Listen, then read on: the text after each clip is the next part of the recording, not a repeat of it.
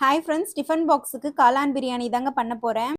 எண்ணெயும் நெய்யும் மிக்ஸ் பண்ணி ஊற்றிக்கிறேன். பட்டை, லவங்கம், ஏலக்காய், 4 மீடியம் சைஸ் வெங்காயத்தை நல்லா கோல்டன் ப்ரௌனாக ஃப்ரை பண்ணிக்கலாம்.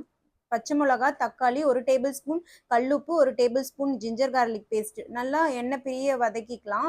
அதுக்கப்புறம் மஷ்ரூம்ஸ் ஆட் பண்ணிக்கிறேன், அதுவும் வதக்கிக்கலாம்.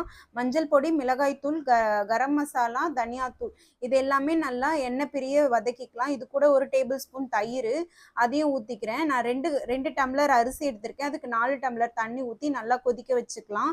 மூடி போட்டுக்கலாம். அரை மணி நேரம் ஊற வச்சு சீரக சம்பா அரிசியை ஆட் பண்ணி மிக்ஸ் பண்ணி மூடி போட்டுடலாம். நல்லா கொதிச்சு வந்த உடனே லெமன் ஜூஸும் கொத்தமல்லியை தூவிக்கிறேன்.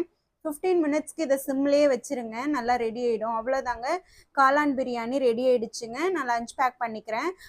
பிளைன் கர்டு தாங்க இது கூட சர்வ் பண்ண போகிறேன். ஆப்பிளும், ஆரஞ்சு அண்ட் ஆந்திரா முறுக்கு ஸ்நாக்ஸுக்கு. நாளைக்கு மீட் பண்ணலாம். Bye friends.